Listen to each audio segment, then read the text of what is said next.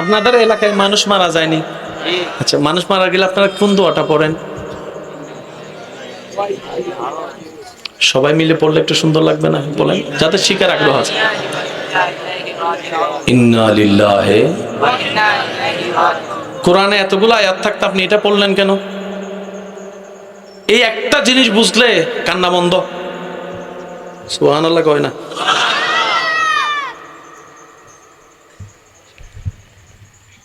আমার জিনিস ওনাকে দিলাম, মালিক আমি দিলাম ওনাকে রাখতে। 5 বছর পর যদি আমি এটা ওনার থেকে নিই, আপনার বিবেক কি বলে? ওনার রাগ করার দরকার, মন খারাপ করার দরকার, অভিমান করার দরকার, মামলা দেওয়ার দরকার, গোসা দেখানোর দরকার, কান্না করার দরকার কেন নাই? 5 বছর তো ওনার কাছে ছিল। তখন আপনি বলবেন যার জিনিস হয়ে নিছে, রাগ করার কি আছে? বাপ যখন মারা যায় সন্তান বলে ইন্না লিল্লাহে, মানে কি? ইন্না লিল্লাহে, আমার যাকে, আমি যাকে বাপ মনে করেছি, বাবার অধিকার আছে। আমার বাপ 10 বছরের, কিন্তু এর চাইতে বড় অধিকার আমার আল্লাহর। আমার আল্লাহর, আমার আল্লাহ সুবহানাল্লাহ বলে না? আমার বাপ আমার যত আপন, তার চাইতে আমার আল্লাহর বড় অধিকার। কেন? আমি ফ্রি ফ্রি বাপ পেয়েছি, উনি বাপটাকে সৃষ্টি করেছেন, রূহটাকে সৃষ্টি করেছেন। ইন্না লিল্লাহে, বাপটা আমার মনে করেছি, আসলে বাপটা আমার নয়। ইন্না লিল্লাহে, আল্লাহর, আল্লাহর, ওয়া ইন্না ইলাইহি রাজিউন, ওনার দিকে ফিরে গিয়েছে। যেটাকে আপনারা আঞ্চলিক ভাষায় বলেন যার মাল। এবার বলেন, আপনার যে ভালোবাসার মানুষ, এটার উপর কার অধিকার বেশি? আপনার না আল্লাহর? বানাইছে কে? পাঠাইছে কে? খাওয়াচ্ছে কে? জোরে বলেন। চোখ দিছে কে? হাত দিছে কে? সব কিছুর অধিকার কার? আল্লাহ কয় তোর বাপের আমি তোর বাপ ডাকতে দিছিলাম যে, আজীবনের জন্য দিই নাই তো। কারণ তোর উপর তোর বাপের যতটুকু অধিকার, আমার অধিকার তার চাইতে বেশি। আমার মাল আমি লইছি। একটু জোরে বলা যাবে? ছাত্র ভাইয়েরা কি আছে নাকি অটোভাস আছে? তো আছে তো না? আচ্ছা, সবাই মিলে বলেন ইন্না লিল্লাহি ওয়া ইন্না ইলাইহি। ইন্না লিল্লাহি, নিশ্চয় এটা আমার আল্লাহর, এটা আমার। বলে না, এটা আমার, সন্তানটা আমার, মাটা আমার, বাপটা আমার। কার? ওয়া ইন্না ইলাইহি রাজিউন, যেখান থেকে আসছে। আচ্ছা, চলে গেছে বাবা। কে? বাবার কি গেছে? আপনারা কবরে দিছেন কি? আরো জোরে। গেছে কি? কবরে দিছেন কি? এবার বলেন, আপনার বাপ কয়জন? কোনটা, বডিটা না রূহ? আপনারা যেটা কোন, ঝগড়া লাগিয়া যেটা কোন, বডি নিবেন নাকি রূহ নিবেন? রূহর পক্ষে কে কে আছেন? হাত তুলুন। অনেকে বয়ে তুলতেছে না, বুঝছি আমি। এবার দেখেন, প্রশ্নের ভিতরেই উত্তর থাকে, আমরা বুঝি না যে, খুঁজি না যে। বাপ মারা গেছে, সন্তান কাঁদতেছে, বাবারে তুমি আমারে এতিম বানাইয়া কেন? কেন? বলেন কেন গেলা? কেন চলে গেল? আর কি কেন? তো যেটা ধরে কান্না করতেছে, এটা কি গেছে না আছে?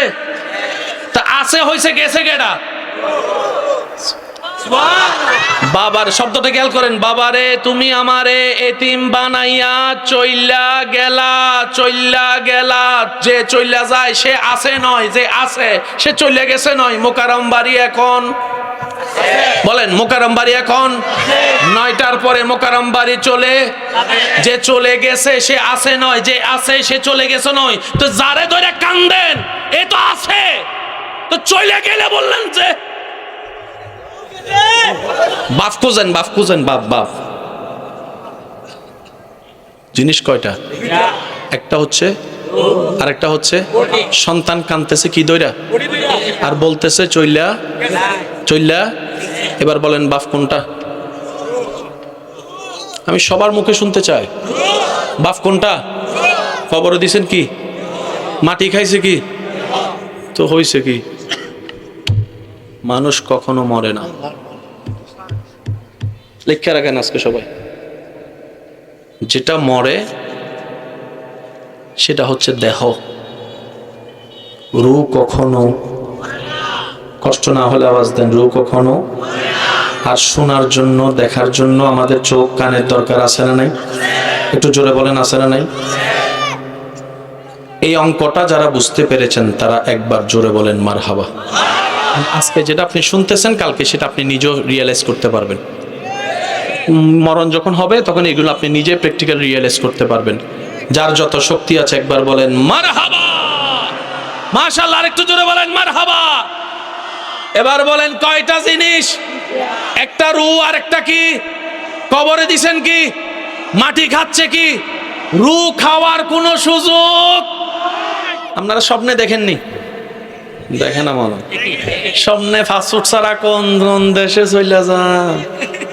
ইতালিও গেছে বলে আরেকজনে, কেউ আমেরিকা চলে যায়, কেউ ইতালি চলে যায়, কেউ মালদ্বীপ চলে যায়, কোনো টিকিট, কোনো ভিসা। দেহ কোথায়? দেহ কোথায়? রূহ চলে গেছে মালদ্বীপে। স্বপ্ন যখন দেখেন তখন কি অবাস্তব মনে হয় না বাস্তব মনে হয়? ঠিক তেমনি ভাবে মারা যাওয়ার পরে যখন কবরে গিয়ে চোখ খুলবেন, প্রথম এই পুরা দুনিয়ার জীবনটাই আপনার কাছে একটা স্বপ্ন মনে হবে। আপনার মনে হবে এই যে মাত্র আপনি স্বপ্ন থেকে চোখ খুললেন। আমি কি বুঝাতে পারছি কথা? কবরে গিয়ে যখন চোখ খুলবেন, এই দুনিয়ার পুরা জীবনটাই আপনার কাছে পুরা স্বপ্ন মনে হবে, স্বপ্ন মনে হবে। আপনার তখন চোখটা খুলে যখন চতুর্দিকে অন্ধকার দেখবেন, আপনার এখানে কেঁপে উঠবে, ভয়ে কাঁপবে। কারণ মানুষ কিন্তু একা থাকতে পারে, অন্ধকারে থাকতে পারে। এরকম অনেক মানুষ এখানেও আছে, অন্ধকারে ঘুমাতে পারে, এখানে কাঁপবে। এর ভিতরে হঠাৎ কবরের ভিতর শুনবেন একটা ভয়ানক জলজালার আওয়াজ। পা গিট্টা দিয়ে, কোমরে গিট্টা দিয়ে, কিন্তু কবরে দেওয়ার আগে এই গিট্টাটা কি করে দেয়? আপনাদের এখানে যেটা হয় সেটা বলেন না, গিট্টাটা কি করে দেয়? তারপরে কাফনের কাপড়টাকে এমনি করে ভাঁজ করে দেয়, কেবলামুখী করে দেয়। বলেন না বাঁধা হাত। ওই ফেরেশতা আসবে, আপনার ভিতর ভয়ানক পরিস্থিতি তৈরি হবে, জালজালা জালজালা জালজালা। হঠাৎ করে দেখবেন অন্ধকারের ভিতরে নীল নীল দুইটা চোখ, নীল নীল। অন্ধকারে নীল কালারটা এমনি ভয়ানক লাগে। ডিম লাইট একটু নীল কালারের লাগাই দেখবেন রাত্রেবেলা, দেখবেন যে আপনার নিজের রুমে নিজে ঢুকতে ভয় লাগবে। নীল নীল চোখ, চুল আওলা ঝাওলা, নখ লম্বা, ভয়ানক চেহারা। বিকট কণ্ঠে আপনাকে প্রশ্ন করবে মান রাব্বুকা। সুবহানাল্লাহ জোরে বলুন। এমন নয় যে 5টা থেকে 3টার উত্তর দাও। প্রশ্ন যতটা